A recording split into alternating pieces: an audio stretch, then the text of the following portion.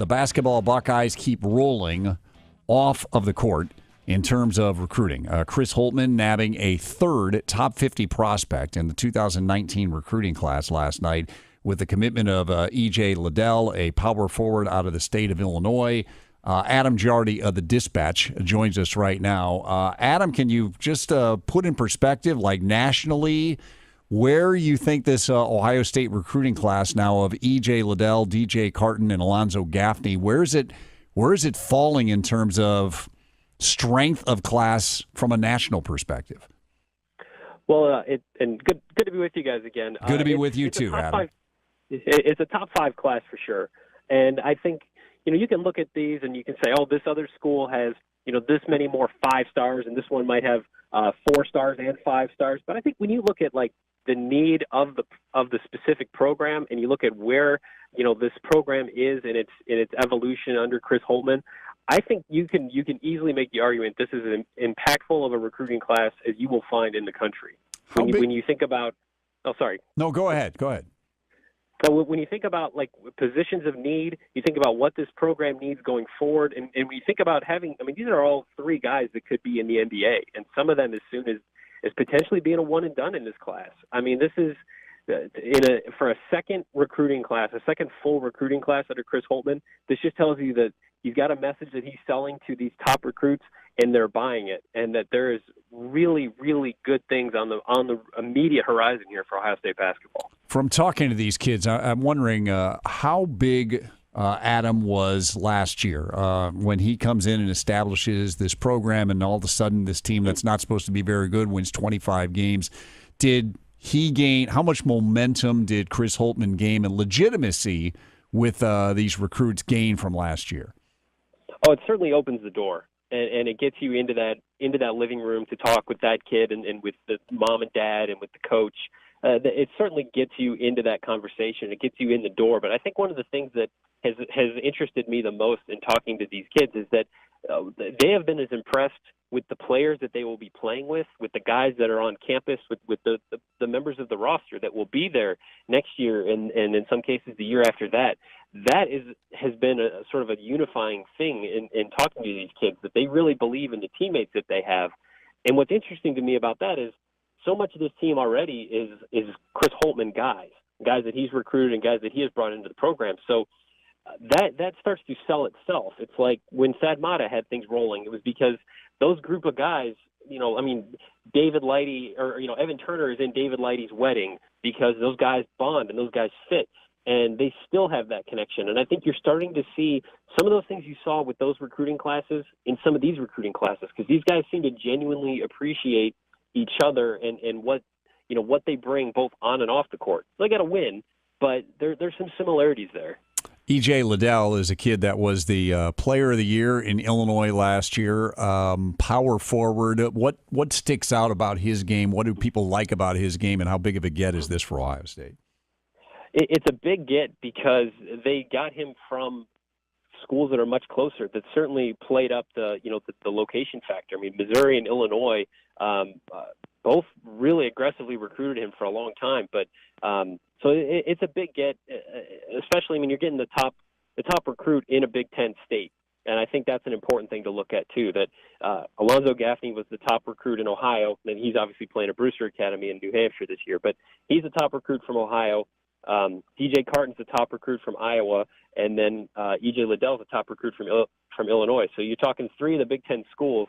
Their best players are all going to Ohio State this year. So that's a significant selling point as well, I think, when you look at this class. But as far as EJ, he's a guy, he can play on the perimeter, but he's more of a post presence than Alonzo Gaffney is. And I know that was one of the things that people said, well, why would EJ want to go to a school where they already have a forward committed in this class?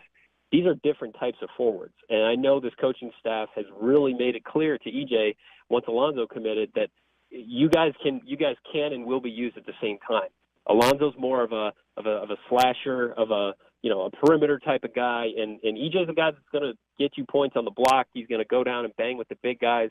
Their skill sets very much complement each other. So it's you don't want to, like I said, they've got to go out and they've got to win. That's obviously the next thing. But when you look at addressing positions of need, and when you look at going out and recruiting and attracting elite talent, these are guys Ohio State was missing on 3 years ago.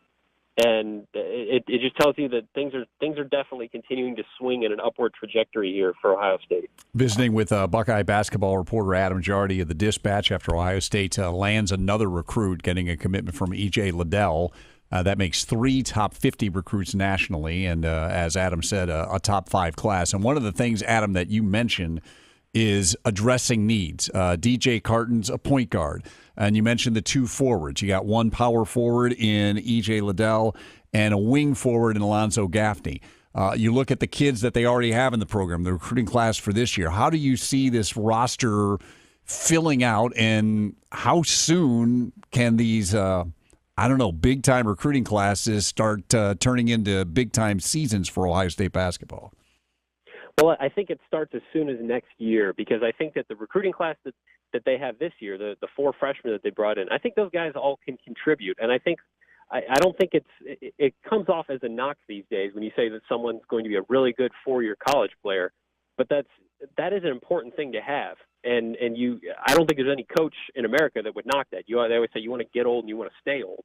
I think that the guys that they have in this recruiting class this year are all guys who are going to be very good Big Ten players, verging on elite players by the time they're seniors.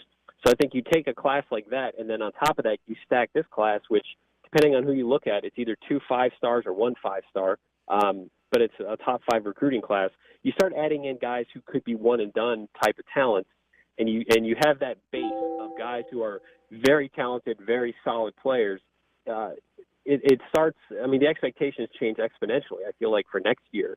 And I think that obviously, I think they maybe take a step back this season because I don't think they don't have the Big Ten players a year on their roster. But I think that this is a team that could go out, have a really solid season, and return everybody minus C.J. Jackson and Keyshawn Woods. Yeah. And then you add this elite recruiting class, and you can very easily start to make a case for why next season Ohio State could be.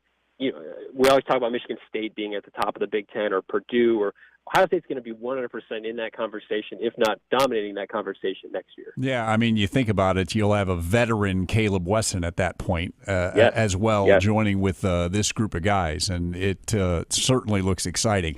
Regarding this season, and, they just had Media Day. We had a chance to talk to Chris Holtmann last week and everything, and you said maybe it's a step back this year. I asked Chris Holtmann, what a successful season for Ohio State basketball is what, and he laughed, but would getting to, in your mind, Adam, would getting to an NCAA tournament with this group, with as much as they lost, be a huge win for Ohio State? I mean, where do you think that this team coming up this year is going to fall? I think this team is very much all season long going to be a bubble team. And I think it's going to be tough because early on, 2 of the first 3 games are on the road. They go to Cincinnati, they go to Creighton. Those are going to be 2 intense, difficult, challenging road environments for a young team to deal with.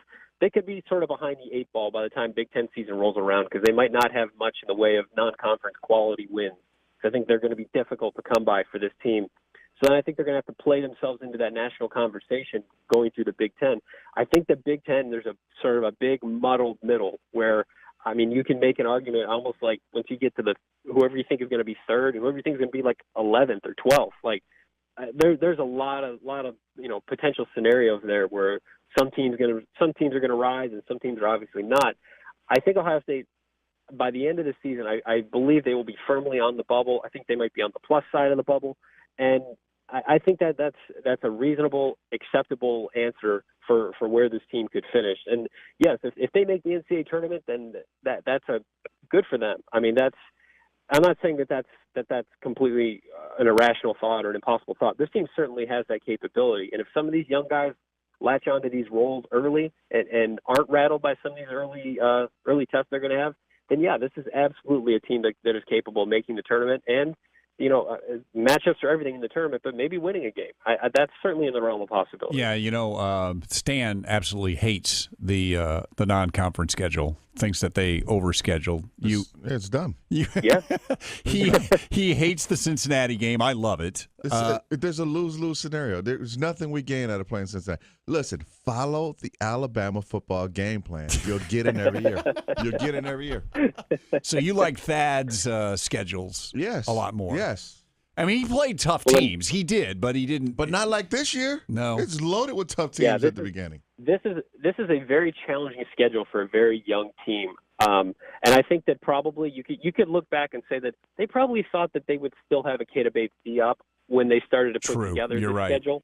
Yep. So I think that probably plays into it. You're exactly right. I'm sure that they did. Hey, Adam, thanks. That was fun, and I look forward to talking basketball. I love hoops, and appreciate you taking a few minutes. Great time of year. I love talking hoops. Thanks for having me, guys.